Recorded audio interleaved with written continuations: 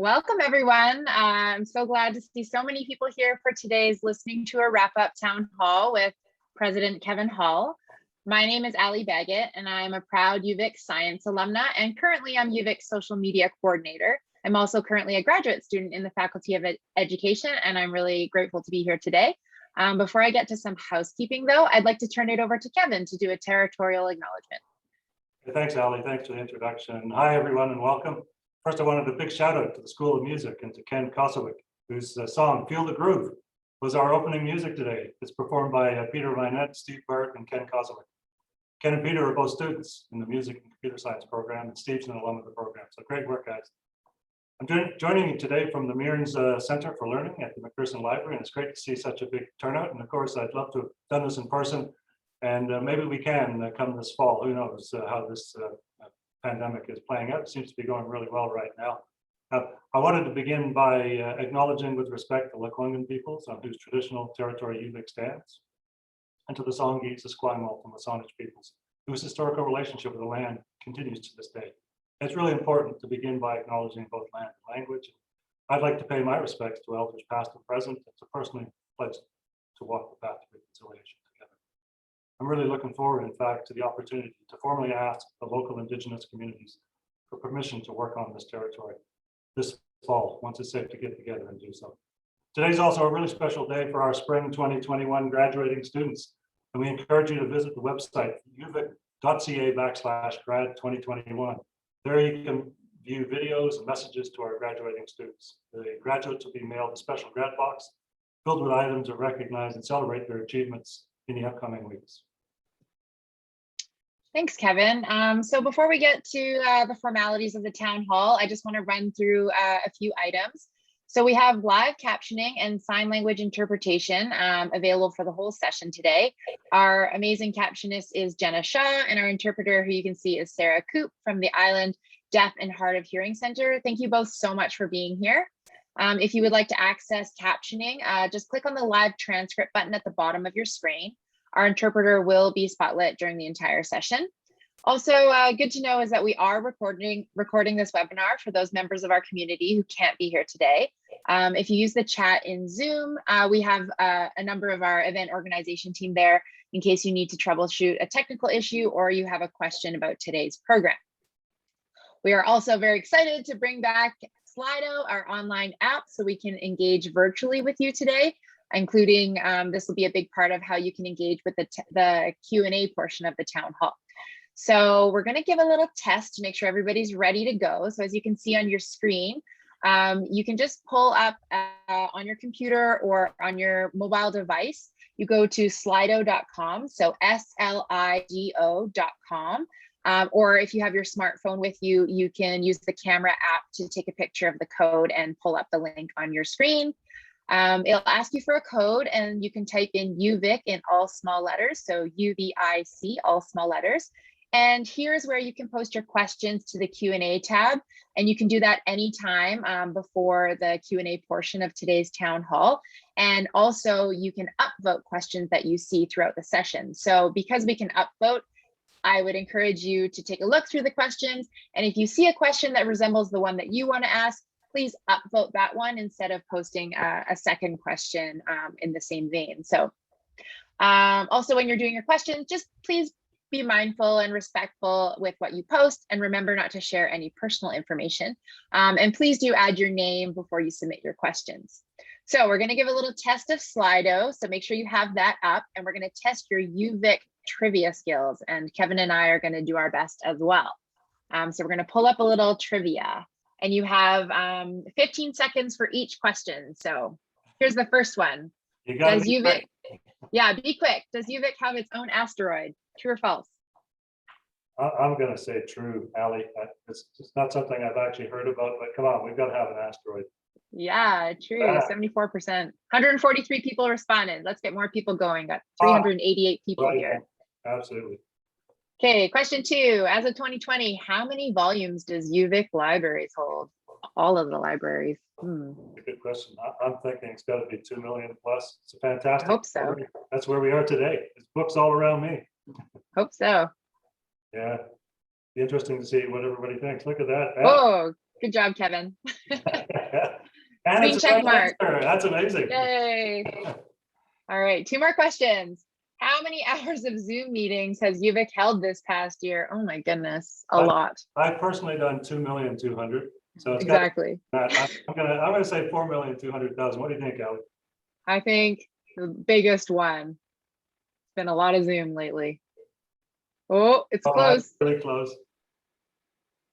Oh, you were right. Not that I'm competitive, but hey. Did you get the answers beforehand? No way. Oh, which UVic building hosts rooftop concerts? I'm thinking perhaps the Student Union building. Yeah, past Thunderfest events, Yeah. rocking out. Great place. If they don't hold them there now, that'll be a great place to have them in the future. Oh yeah, good job. 78%. Let's see who was on the leaderboard. Casey. All right. Well done, Casey, Miranda, Lynn, Kelly. 4 out of 4, all of you. Fantastic. Well, that's a great way to get Slideto going again and get reacquainted with Slideto. Yeah, great work, everyone. Of course, we know that many of you are interested in UVic's plans for returning to campus this fall. So with that in mind, I'm going to turn it right over to Kevin. Yeah, thanks, Ali. Of course, today's town hall is about what I'm hearing on the listening tour, but we thought it was really important to really take a couple of minutes to talk about returning to campus this fall. And as you can see in the news every day, things are really changing, but they look to be changing for the positive. And first off, as we've recently wrapped up our academic year and as we embark on a summer term with really strong enrollments, I want to take this opportunity to thank everybody for their hard work and effort over the past year. Not only our students have really done a great job at learning, to our staff and faculty, you've gone above and beyond. Your unwavering commitment to the institution is really appreciated. With the decreasing cases across the province, alongside with really what we're seeing as a really quickening pace of vaccine rollout, I think we're in a really different place right now than we were even a month ago, 2 months ago. We're in a much brighter place. And on Tuesday this week, I'm sure a lot of you looked at the new program released by the provincial government, BC's Restart, a plan to get us back together. And the plan really lays out a 4-step process for gradually and safely restarting our social connections, our business, and our activities. Each step, of course, is contingent on provincial vaccination levels. And so if you haven't already, try to get out and get registered and get vaccinated if you can. And according to Dr. Henry, our public health officer, all adults will receive 2 doses of safe and effective vaccines by the end of the summer. Over the last 15 months, of course, we've spent a considerable amount of our time and energy keeping ourselves, our families, and our community safe. And it's going to require another significant shift in our thinking to get used to the idea that we can safely return in person to our campus this fall. In a nutshell, we now all need to learn how to recover. In preparation for the road ahead, many of us have been working really hard at trying to plan for a safe return this fall. And our planning is really based on carefully determined assumptions developed in close consultation with the Provincial Health Office, the provincial government, and our post-secondary partners across BC. And first and foremost, the safety and well-being of our people remains paramount, and we'll have backup plans should the situation change. COVID-19 has really changed the way we think about work. And while the majority of us are expressing the excitement at the plans to return to campus, we know that there's going to be some amongst us who are concerned, and would like to continue working remotely. And I can tell you that we've struck a working group to review the surveys that we have at the university and to develop a principled approach to remote working arrangements for staff. The toolkit's being developed and should be released really shortly, and it will really help to assist staff and leaders to navigate questions about continued remote work. And I know a lot of you got questions about returning to campus, and I would encourage you to look at some of the resources that are on our UVic website. Many of you would have dialed in a couple of weeks ago to the campus update with the Vice President of Finance and Operations and the Provost. And you can see that video at uvic.ca/campus update. Many of the questions that you have were answered during this presentation. We've also put links to the post-secondary sector virtual town hall meeting with Dr. Bonnie Henry. And this is accessible from our UVic COVID webpage. It's been viewed over 13,000 times so far, some great information in there. And check back regularly with the UVic COVID website for updates about returning to campus. So transitioning back to in-person learning while prioritizing the well-being of our community is going to require a really collective effort, not unlike when we transitioned to online learning. And we know that the mental, social, and economic well-being of young people in their province has been disproportionately impacted by the pandemic. And we also know the richness of an in-person campus experience, and that can never be duplicated fully online. I know we're going to do our very best to warmly welcome our students back when they return to campus this fall. The vibrancy and excitement of a campus full of students is one of the joys of working at a university, and we're working really hard to get back to that safely. So we're going to turn to the listening tour. I can tell you it's been a really busy 6 months, and boy, have they ever flown by quickly. My team tells me I've met over 3,000 people in 210 meetings. There's been 120 internal meetings and 90 external meetings. We've had 5 town halls, 2 with faculty and staff, 1 with our alumni, 1 with undergraduate students, and 1 with graduate students. And there's been some absolutely fantastic discussions with all of our faculty councils and deans. I've had some really impactful and mindful meetings with indigenous faculty, staff, and students. And I've really enjoyed smaller group meetings with students. I've been meeting with typically groups of 10 students around specific issues and areas. It's just been absolutely wonderful to hear what our students are saying about the university. I've met with our center directors. I've met with union leaders, our faculty association, advisory groups and committees. And I've been annoying. I walk around campus on a daily basis. I walk up to people, introduce myself, and ask them, what does their UVic look like? What are some of the issues they see? What are some of the fantastic things that are going on? I've really enjoyed that piece. I'm really looking forward to more people being on campus to continue those conversations. I've been meeting with the external community, with business leaders, political leaders across the province, and some of our federal business, provincial political leaders, and I've been meeting with alumni. So really trying to get to know UVic, trying to know about the culture and the values that UVic stands for.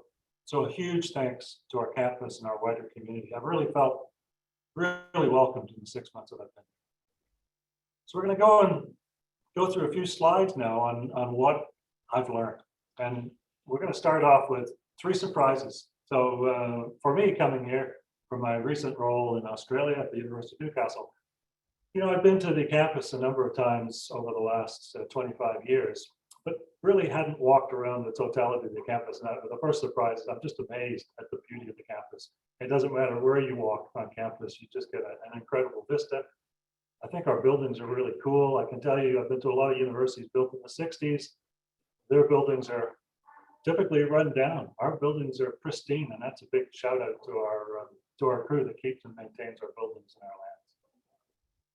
I've also learned a big surprise for me is the absolute sense of community. And I think that showed up in the first town hall I held in the first month I was here, where we did that little Slideto poll to look at a word that describes UVic. And the first thing that came out was community. And certainly my 6 months here has reinforced that sense of community that exists here. I guess the other big surprise is the food in the sub. I've worked at 4 universities, 3 of them with pathetically bad food services. I've come here and I actually really enjoy going to the sub for lunch. And I'm again looking forward to when we can open up more of our facilities. And so that's been a big surprise for me. And I guess I am surprised. Our first question in trivia, we've got an asteroid named after us. That was a lucky guess. I said yes, but that's incredible. And I think that speaks to, again, to the quality of what goes on at this institution. 3 strengths of the university I thought I'd talk about a little bit. First of all, we've got incredible, steady, and strong enrollments throughout this pandemic. That's a testament to the quality of the educational experience that our students get when they come to UVic. Benefit of that, of course, is it puts us on a sound financial footing. It means we're not running into financial issues as an institution, and that's an incredible accomplishment during this pandemic. Our other strength is the people. As I mentioned, I walk around daily and talk to people. I look at the awards that our academics and staff members are getting, the awards our students are getting, and I look what our students and faculty and staff contribute to the community. We absolutely have an extremely talented and engaged faculty, student, and staff population. And it's just incredible people that make this university what it is. The third thing I think that's a real strength for us is our student satisfaction. And this plays out in surveys like Maclean's and the reputation we have across the country in the student population. We're absolutely leaders in experiential and hands-on learning, and a great co-op program, which is actually something I didn't know. You know, when I came to UVic, you think of co-op in Canada, I think you default to Waterloo if you're from outside UVic. but I can tell you this program is the best in the country, and we should all be proud of what it delivers to the community and what it delivers to our students and student experience. 3 opportunities. What I'm hearing in the tour, people are really keen on building international connections. Strategic partnerships with universities and offshore locations. Strategic partnerships on an individual level exist already, but people are interested in these really strong institutional partnerships. And so who we have these relationships and why we have them is really important for the institution. And the sense is we can build much stronger global connections in what is a very global world. I've also heard issues around recruitment and retention, and we've got some great talented people here. How do we continue to make sure that we bring talented people into the institution? And that would include faculty, staff, and also our grad students who become the future academics. I've also heard about space, opportunities for space. There's all kinds of issues around space. I'm told not enough space, the wrong kind of space.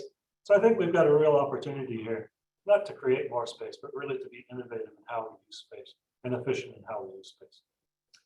And a fourth one, I thought, although it says 3 opportunities, it's something that's really going to allow us to address the opportunities above. And that's really to try to grow, diversify our revenue base.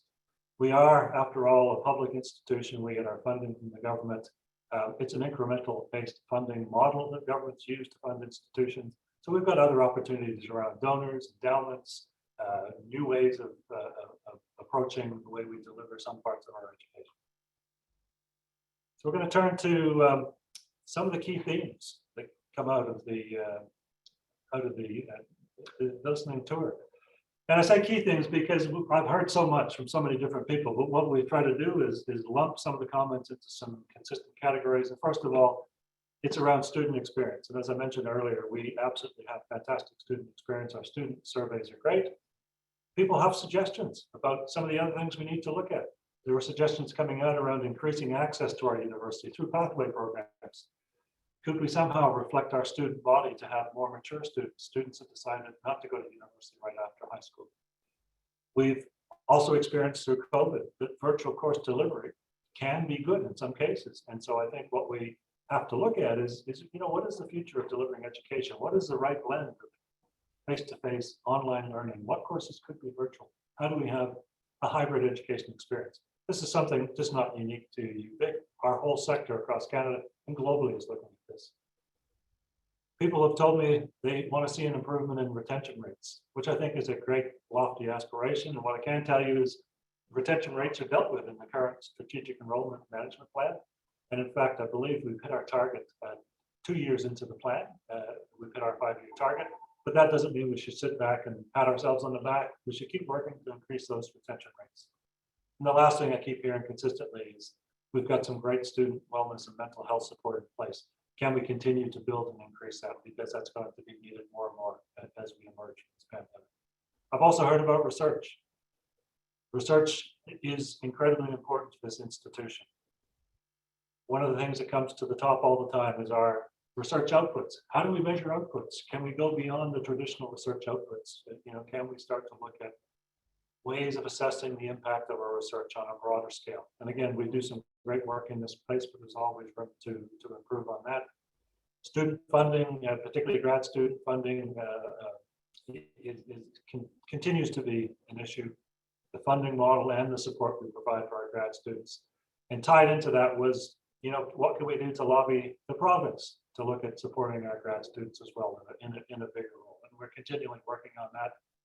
We've also heard loud and clear, should research integrated learning be more prominent? We already use research informed learning. How can we use our research outputs? How can we use our strong research centers to really integrate into the learning platforms across our institution? And last and not surprisingly, one of the top 3 themes is sustainability. It's an expectation at this institution that we're held to the highest standards of environmental sustainability on campus. And it's actually fantastic to see what's in place. And we're not going to be complacent about it. Through our plan that we're building now, the Climate Sustainability Action Plan, we'll make sure we stay ahead of the pack when it comes to ensuring environmental sustainability on our campus. We've also heard around sustainability that research and scholarly activities that contribute to climate action are really important, and things that we can do to support that will be critical as we move forward.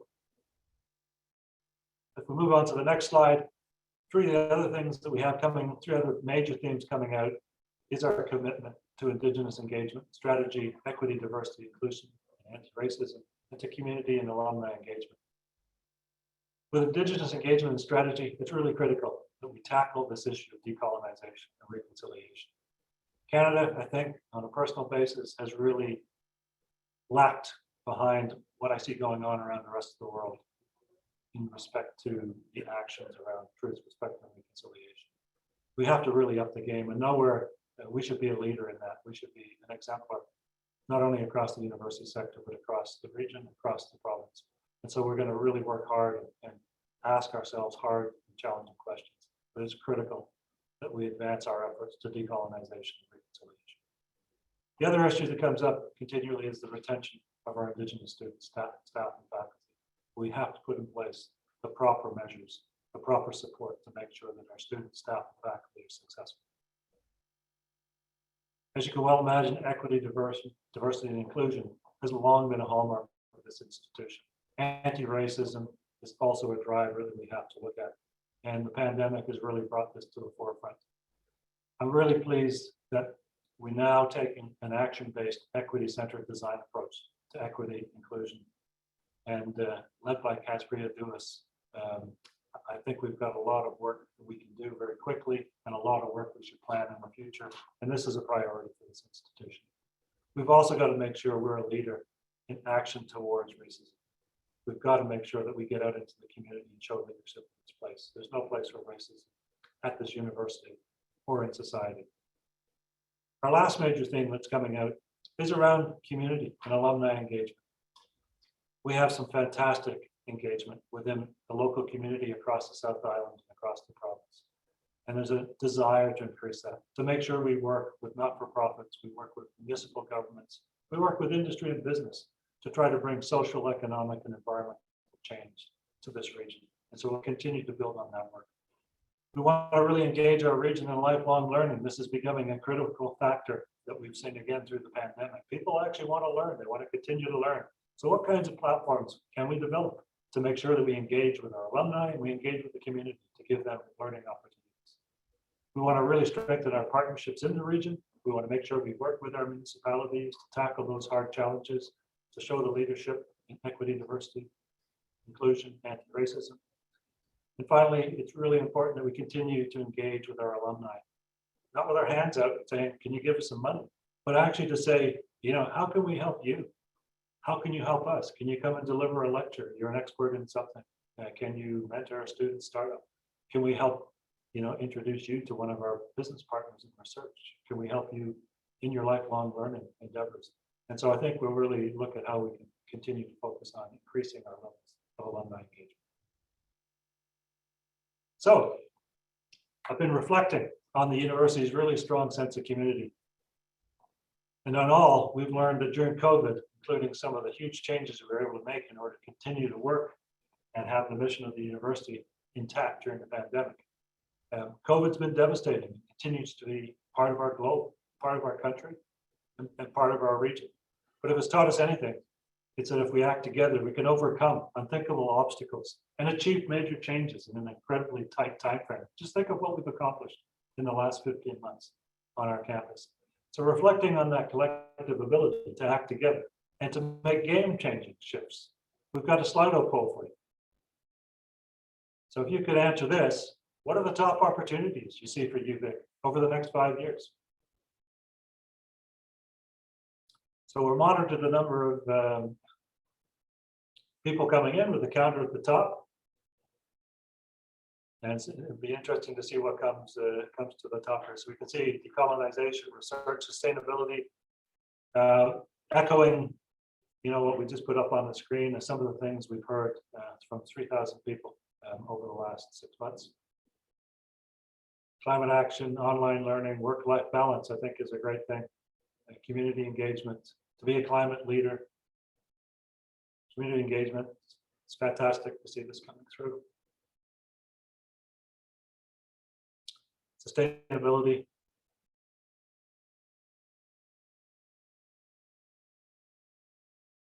So we've got about 150 people in so far. So we've got 450 people on the call, so we'll give it just a couple more seconds to build this. But I think what's great is it's reinforcing, again, what I've been hearing over the last 6 months, either from groups of people, individuals, faculties. It's just fantastic. So colonization, sustainability, research, community engagement. So thanks for that, everybody.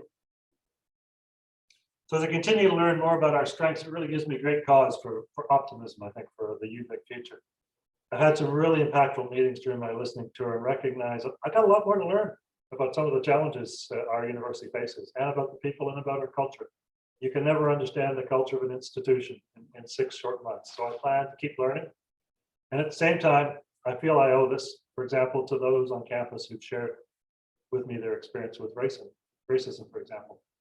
And now that you've heard a little bit about what I've been able to glean over the first 6 months, now we've got another question in the Slido poll. So, serious question. What do you think I should learn more about?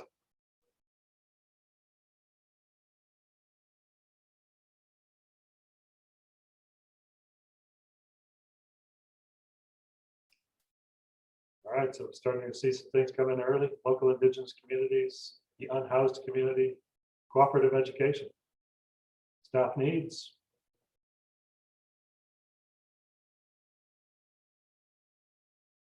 the housing crisis, the staff experience. Thank you.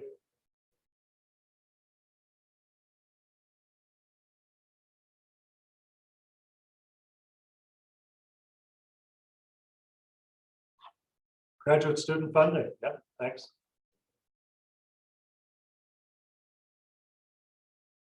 By the way, we'll take all this feedback, all the individual responses, and we'll put them together. We will report on the listening tour by the end of this summer. We'll have a report to go out to the community.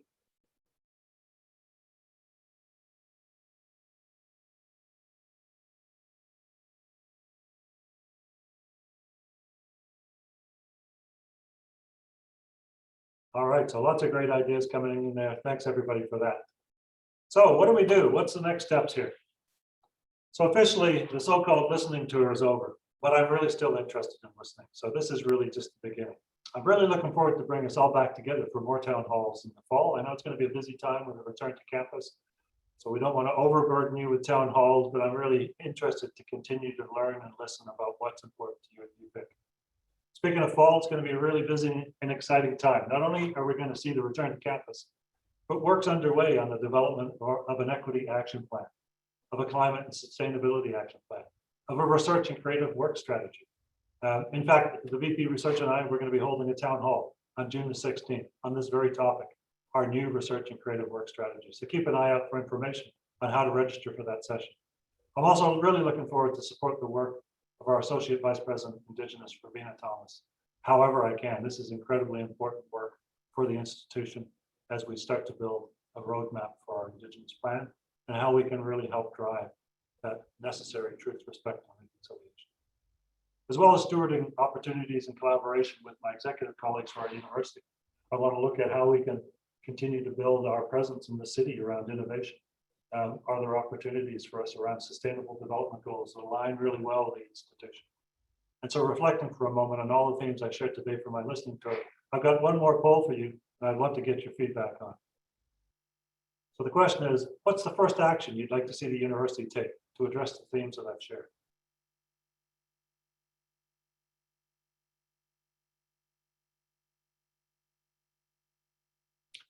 Slido poll will be coming up soon. Here it is.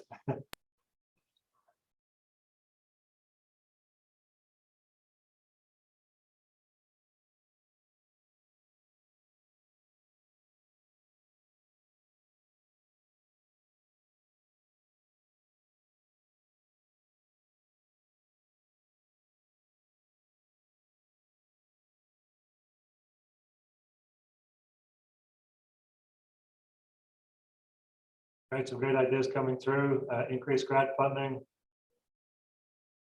And I think that's absolutely critical to the institution. And in fact, I'm really happy to tell you that has happened already. that our Vice President of Research and Innovation has been able to create some additional scholarships, and details on that will come out shortly. An investment in community engagement comes up, 15 likes. I think that's critical as well. And I know Chris Orbachewski, our Vice President of External Relations, and his team are working really hard on building that community engagement platform. A zero waste campus, great concept and idea. And I'm sure we'll take that one to the executive committee and look at how we can get that going sooner than later. Meet more staff.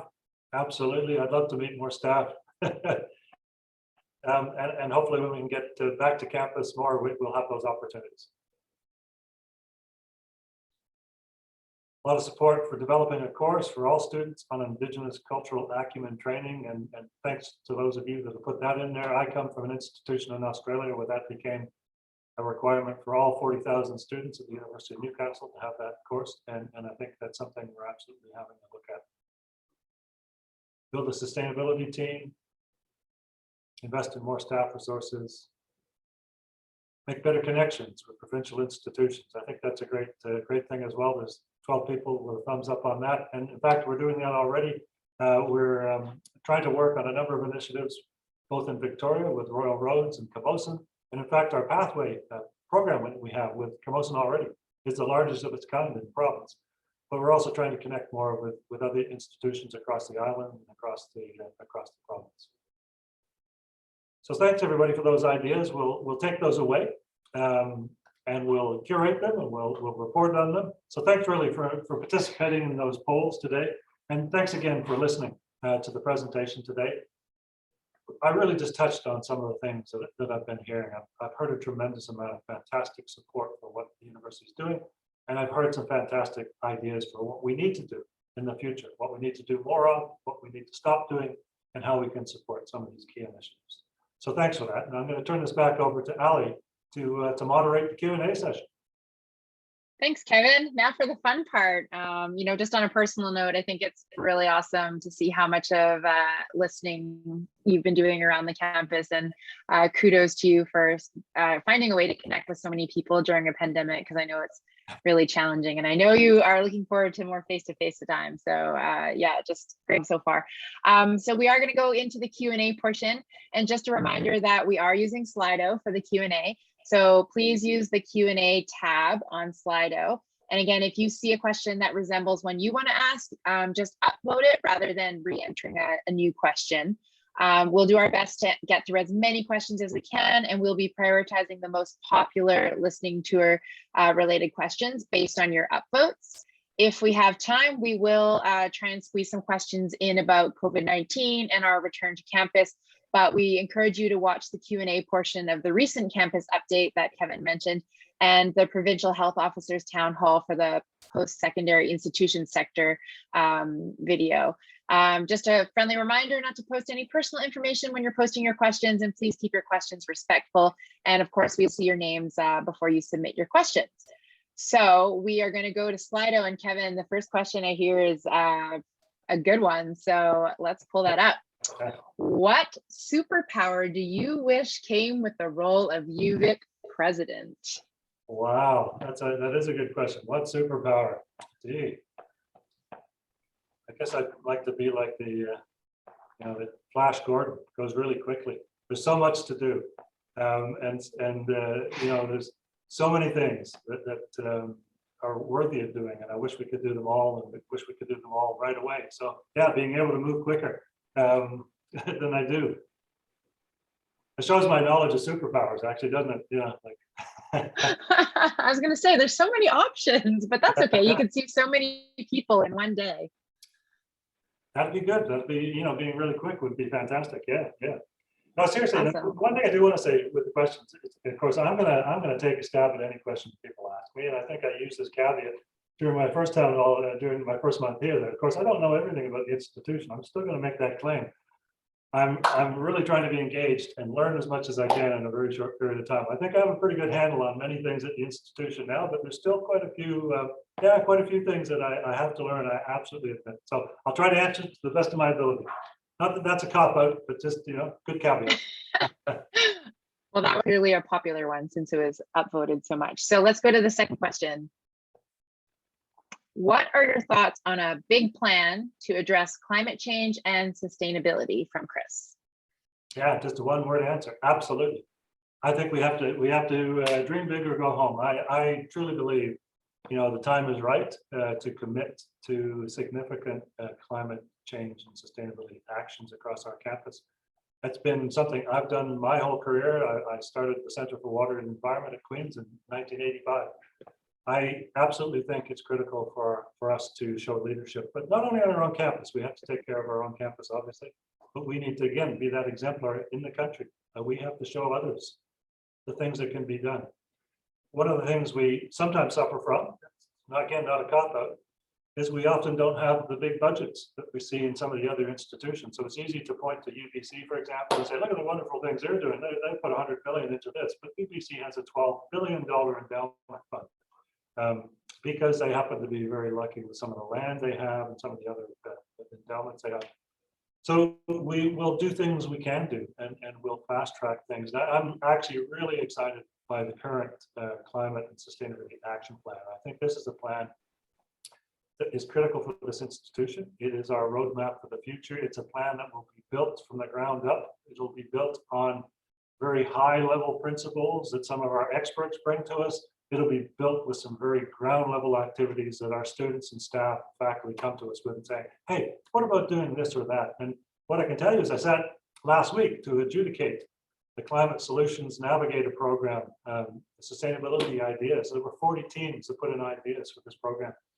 And we had 4 ideas down to the finals that we had to judge. And I have to tell you, every one of the 4 ideas was easily actionable, quickly implementable, and absolutely fantastic. And although there was a winner, all 4 ideas we're going to continue to pursue. And I'm really interested if you have ideas around climate change and sustainability for our campus, bring them forward, and we'll try everything we can.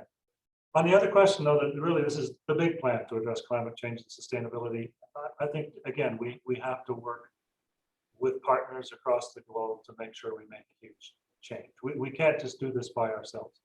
And I'm really pleased we've just signed up to the new UN program around climate sustainability. We're one of 600 universities and companies to all agree on 3 principles as we move forward, to work together to really make a global impact and global change. And I think that's the way we can take our small size and actually have some global influences by connecting with other like-minded institutions around the world. And we'll do that, and we'll do that really quickly. Thanks, Kevin. It's so great to hear that there's action happening along with the planning. It's obviously something everyone cares a lot about. So, okay, third question. What are the opportunities do you see for cross-campus collaboration to help UVic reach its goals, from Tina? Yeah, that's absolutely critical. I just truly believe that most of the issues in society, whether it's diversity and inclusivity, it's anti-racism, it's sustainability, these are issues that require multiple lenses to look at things, multidisciplinary approach. They require people with different perspectives to come together to solve these problems. So I think cross-campus collaboration is absolutely critical between faculties, if it's academic and research related, with our staff and our academic staff, with our students and all of this. We have to start working in teams to bring in these diverse perspectives. I won't say I know UVic well enough to say that multidisciplinarity, particularly in things like programs and research, is difficult, but my sense is it's not easy. And are there barriers? How do we remove the barriers to this multidisciplinary approach? It's one of the things I think all institutions struggle with. I know in my former university at Queen's, at Guelph, at Newcastle, always had the same issues. The only one that I worked at that was really successful in that was the University of Newcastle, which made it the university's mission to be multidisciplinary, to break down the silos between divisions, between faculties, between administration, et cetera, to work together as a whole community to solve some of the big global problems. And so I think the opportunities are absolutely incredible. I think the challenge, Tina, who asked the question, is how do we actually unlock that potential? What does it take to create process, procedures, policies. How do we fund some of these initiatives? But they're absolutely critical for the future. The piece I would add into that, of course, is not just cross-campus, it's our community. We need to bring our community in to work with us as well. Our community is critical to solve some of the issues that we're faced with in society. And I think our community relations have to be two-way. We should never be the university that goes out to the community and tells the community what to do. Sometimes they need our advice. We need to be the university that listens to the community and takes in some of that information and says, hey, yeah, that really makes sense. That's how we can. So great question, and unlimited opportunities. Definitely. Thanks, Kevin. All right, let's go to the next question. How can you support our EDI policies to be more meaningful for staff, faculty, and students experiencing racism on campus now? Yeah, thanks for that question. Yeah, that's a really, I guess I would perhaps, another one of my surprises. You know, I think our campus, we're doing some great work, but we've got so much more to do. And I know there are groups across campus who continually experience the racism here on our campus, out in the local community. And I think it's critical that we address this issue sooner than later. And so a big focus on the equity plan through the action-based plan will be to tackle anti-racism. And we're really interested in people's ideas, people who have experienced racism. And so CASB has created our community reference group. That reference group will be responsible for coming up with immediate ideas that we can implement. We're not going to wait until we have all the I's dotted and the T's crossed on our equity plan. We're going to do an action-based approach, which means we might not get everything perfect the first time, but we're going to do something. We're not going to plan for 2 years before we do anything. The other piece around that is, you know, very early on, we went out to the municipalities. We said, we recognize we've got racism across our campus, and we've got racism in our community. Can we work together to help resolve that? And we've created an anti-racism ambassador. So a UVic ambassador to go out into the community, to work with community groups, to try to address the issue of anti-racism. It's a top priority for our institution. It absolutely is. And we all need to get behind it and recognize we've got issues and recognize we've got to make change. That's so great to hear, Kevin. Thank you. All right, next question. How do we do better in communicating the impact of UVic research to the wider community? Jonathan. Yeah, great question, Jonathan. I would say as a former vice president research at 2 institutions, this is a very common problem in institutions. It is about telling our story. It's about telling our narrative, and universities are generally not as boastful perhaps as some other sectors in society about telling all the great things they do. So that's our first thing, is making sure we actually know what we're doing, the impact of our work, and getting that story out. And our story doesn't necessarily get out on our website. So we have to recognize we need to be deeply embedded into the community with our communications. We need to have people reflecting on what the university means to the community. And that's why we're working really hard. We're meeting with business and industry leaders. We're meeting with the local governments. We're meeting with not-for-profit groups in town. We're meeting with NGOs across the country to really tell them, you know, this is what we're doing, but, you know, what are some of your bigger problems? Well, how can we help you solve your problems? And I think that's what we really need to take, that humble approach to engagement with our community, to be reflective on their needs and to say how we can contribute to their needs rather than just telling them what we do. So I think there's a kind of a two-way piece there. And I know it's something that both the VP Research and Innovation and our Vice President External Relationships are really working hard on. How do we get our story out better? The second piece for me is the global piece. As someone who used to travel on a weekly basis, it was my job at Newcastle as the person that did global engagement and partnerships. If I was to go to any country in Asia and ask them about Canadian universities, because the first thing they'd say, hey, you're not Australian, you don't have that funny accent. Oh no, I'm from Canada. And I said, well, you know, what do you know about Canadian universities? Everybody would go, University of Waterloo. That's the Canadian university. That's the best one. I mean, it's not even the biggest, right? It's not even the highest ranked, but it's the one everybody knows. The simple reason is Waterloo gets out and tells its story. Waterloo gets out and makes a difference. Waterloo goes and not only recruits students and countries to bring them here, Waterloo goes and sets up in those countries. And puts on programs to empower local people in those countries. And so there's a lot we can do to spread the word of the fantastic work we're doing on a global scale, but really to make sure people are aware of that. To utilize our alumni as channels. We have 140,000 alumni who are proud alumni of UVic. And do they tell our stories? Do we actually tell them what we're doing? I would argue we probably don't tell them enough about some of the fantastic things that are going on. So great question. And another question that I'd be really interested in your feedback, to the 427 participants that are logged on, send me your ideas. How do you think we can communicate some of the fantastic work we're doing better? Because we absolutely have to do it better. Yeah, and they can do that online at uvic.ca/suggestion box anytime. All right, a question from Trisha. What can you share about what you are hearing from local Indigenous leaders and communities about their hopes for the next 5 years with UVic? Yeah, thanks, Trisha, for that question.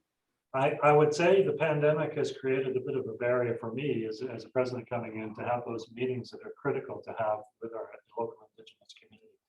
We've had a number of scheduled that we have to push back. What I'm really hopeful for is working with Robina, who will really help us identify critical issues for us to deal with respect to how we push forward and support with respect to reconciliation, decolonization. One of the critical aspects is our starting place has to be consultation with our local Indigenous communities. So we're in the process of trying to think of how we do that over the next 6 months. We currently have an advisory group. We're looking at the structure of the advisory group and how active that is. And one thing I want to make sure is that we don't meet with our local Indigenous communities in an advisory capacity and just dump information and say, this is what we're doing. This has to be our starting point.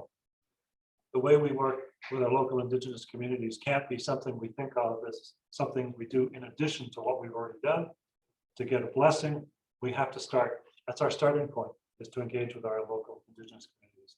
And so to answer the question, we want to get out and work with our local Indigenous communities. We want to hear from our local Indigenous communities about what their vision for UVic is, what UVic should do, and what UVic should represent from their perspective. That should be our starting point.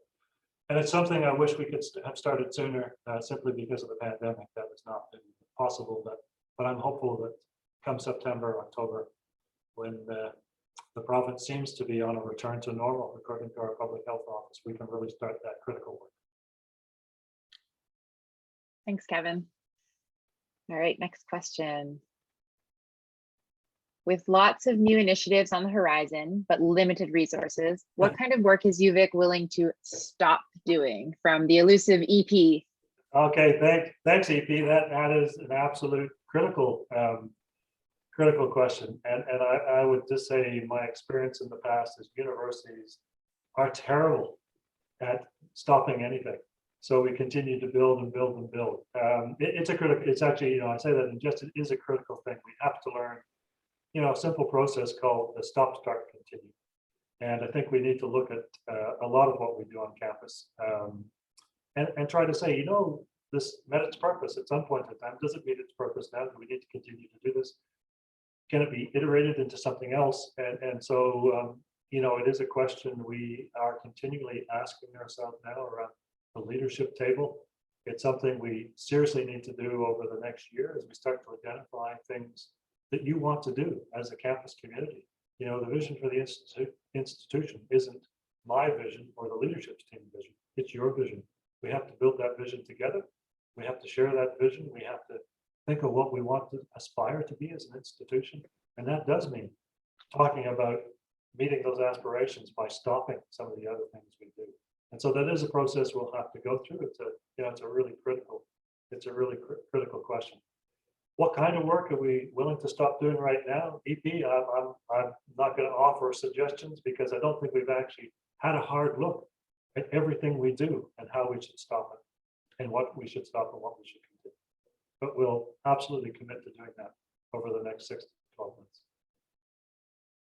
So we have about 5 minutes left. So let's see what we can squeeze in here, Kevin. We'll go to the next question. How will UVic be incorporating the UN Sustainable Development Goals more formally into our strategy and day-to-day activities? From Michael. Yeah, thanks, Michael, for that question. Wow, I got a question I can actually answer. I know something about it. So Michael, I'll just tell you from my perspective, I've been committed to the SDGs since their inception, to the MDGs before that. In fact, I worked as part of a UN team to build the MDGs. I think it's absolutely critical we align the institution with the SDGs. And this takes into account many of the things we've been talking about, the sustainability and climate action, our commitment to our indigenous populations, our commitment to equity, diversity, inclusivity, anti-poverty. All of these things are taken care of in a fantastic platform called the SDGs. We've been working really hard in the last few months to work with our people in marketing and communications, for example, on how to identify what we're doing as an institution against SDGs. Where are some opportunities for us to get involved in the SDGs? How do we put the SDGs into the everyday language of our staff, student, and faculties? And we're going to roll out some significant initiatives that will absolutely help us align with the Sustainable Development Goals.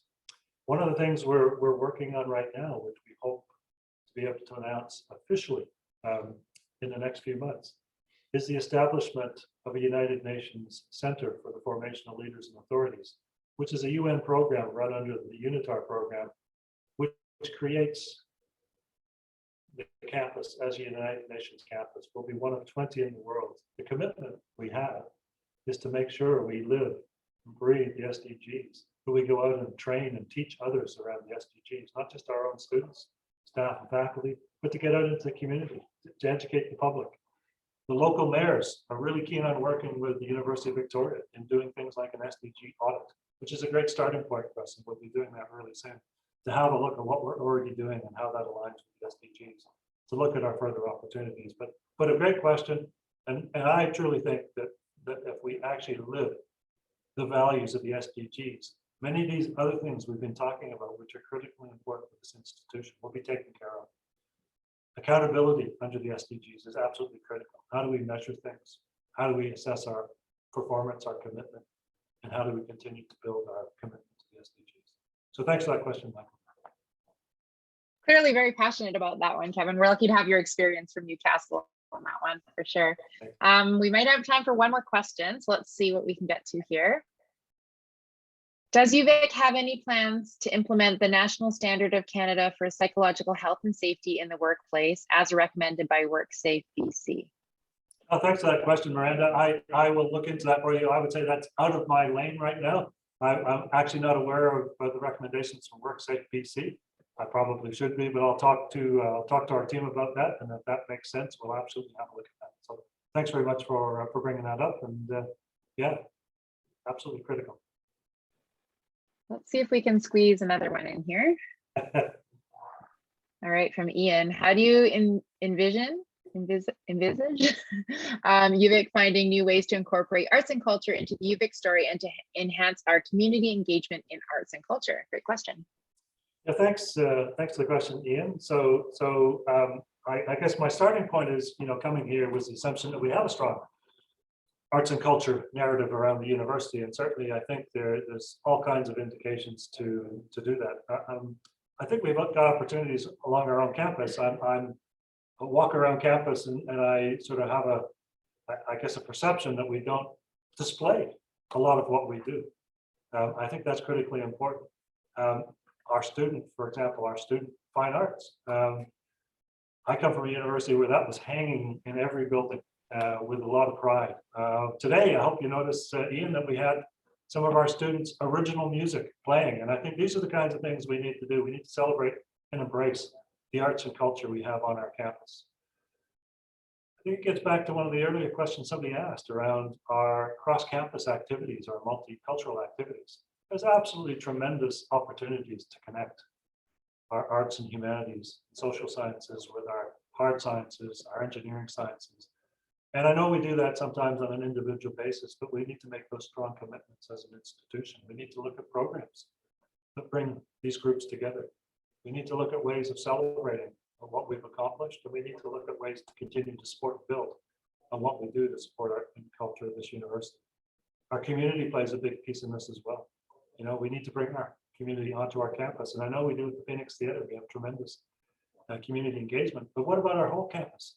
What about outdoor art on our campus? What about celebrating some of the indigenous pieces of our campus, the history of this campus, the true history of this campus? And that's where we can really shine, I believe. So Ian, I think, we've got some great stuff. I think we do shine a light on some of it, but we could shine a lot more light on what we've done, and hopefully all of us at this campus will think about, when we do events like this, how can we utilize music from our students and staff? How can we utilize art around our campus to really celebrate what we do in this institution? So thanks, Ian, for the question. Thanks, Kevin. That really was the last question because it's 12:55. So I'm going to just turn it back to you for closing remarks. Okay, well, look, thanks everybody for the questions. And those of you that didn't get your questions answered, don't worry, we've got a record. We'll try to get to all the questions. And if we can respond to you, we will. If we can't, because there's too many people aligned with one question, we'll somehow answer the questions. So it's been really wonderful to connect to you again. If you didn't get a chance to share your ideas today and thoughts today, Ali's mentioned this earlier, but there is a suggestion box, uvic.ca/suggestion box. I'm really excited about the year ahead. I'm really confident we're going to get through this transition back to campus together. I get more confident every day when I hear what's going on globally and I hear from the Public Health Office.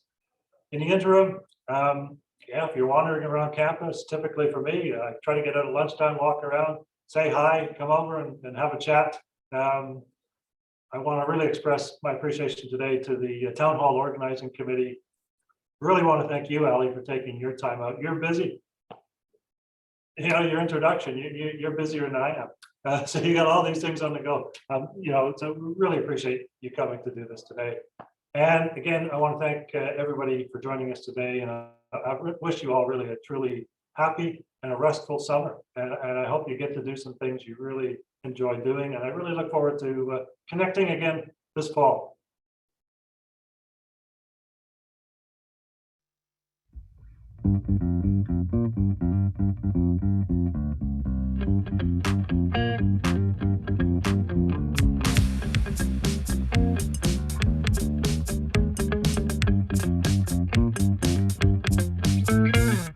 One hit and I'm feeling it. I got 2 shots, I'm feeling hot. When I arrive, I'm the man.